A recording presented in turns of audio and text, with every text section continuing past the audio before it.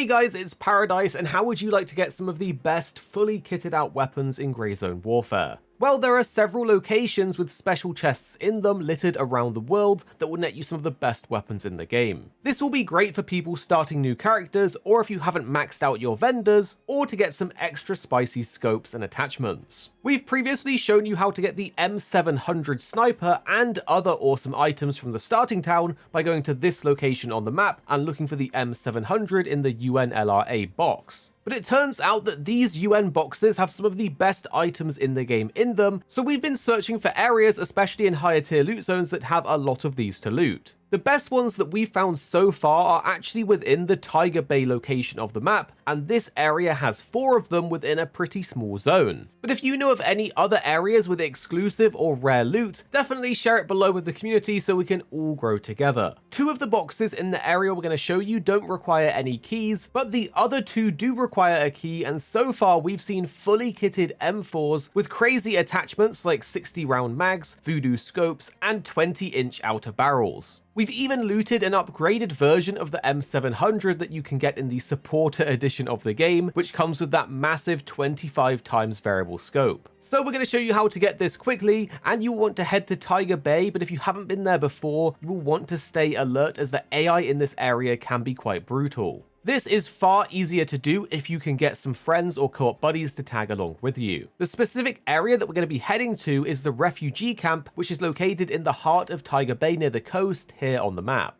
For the actual chest locations within this section of the map, there's the UNLRA firearms crate on the back of a truck just here near the entrance, and from our looting, this seems to give high-end attachments for snipers and shotguns, in addition to some base level weapons. Located super close by this firearms crate is another UN box, which is here on the map. This is a UN equipment box, and this one for us hasn't been super great, but you can get some low level armor and helmets that you can just sell or use for low risk missions. For the next 2 boxes though, you will need the UN storage pier key. If you go here on the map, you can use the key to open this little shed, which will have the boxes in it. To open this room, you will need to head to the water side of the building and use the key on the back door, as the other door doesn't seem to work. A quick warning though, sometimes an enemy AI can actually spawn inside of this room guarding it, so you want to be ready for him. If you are in this area, there's an additional key door located here in the UN headquarters, which will have a chance at similar drops to the pier key. For that one, you will need to look out for the UN con key if you want to open it up. But going back to the pier key room, inside will be a firearms crate and an equipment box that both have some very high level equipment in them that you're normally only able to get by leveling your vendors up to level 3, but some attachments in here you actually can't even buy from those vendors, such as the voodoo scope, which the community is saying is a best in class scope. In the equipment box though, it seems very common to find the RPC plate carrier, which is very good, alongside the AMP1 helmets, so make sure you have plenty of bag space when you come here to loot. Within the firearms box, this is where you will find the good kitted out weapons, and so far we found the Moss 590 shotgun, which came fully kitted out, but we aren't going to be using shotguns until they get buffed. There is, however, 2 different variants of fully kitted out M4s that you can get in this box. One looks like it's spec'd out for close range combat with a 60 round mag and the DDFG grip, as well as other things, while the long range version has a 1 to 6 times voodoo scope, the AFG grip and supreme charging handle, which reduces your reload time. But sometimes you can get a version that comes with the 20-inch barrel, which is exclusive to these boxes. So if you can get into this room, it is well worth the journey to get these items and attachments that you simply can't buy from the vendors. We've also seen a few people online saying that you can possibly get Mark 18s out of this box, but after farming it over 20 times ourselves, we haven't been able to get a single one. So either our RNG is super bad, or they are possibly in this box if what people are saying online is true.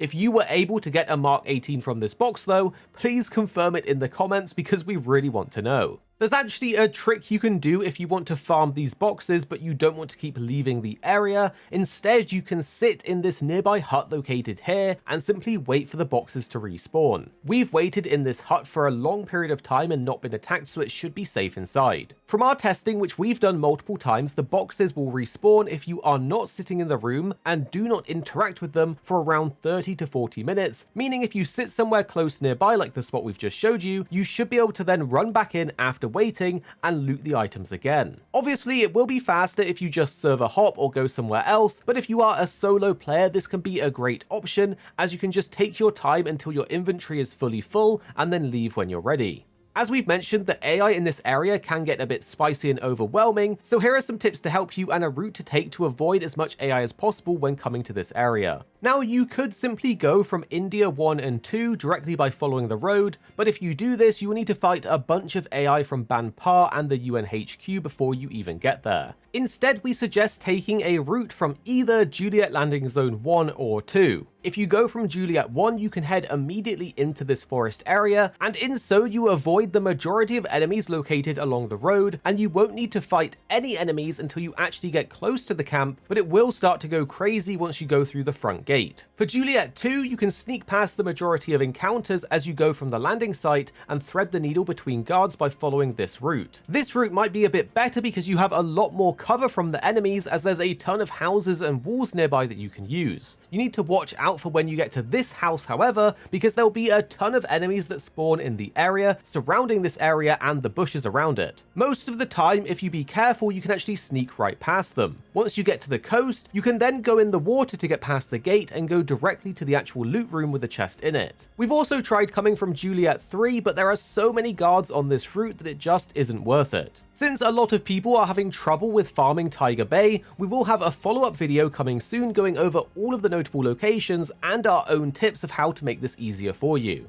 So make sure you're subscribed and drop a like if we helped you out, because we're going to have more gaming videos coming your way very soon.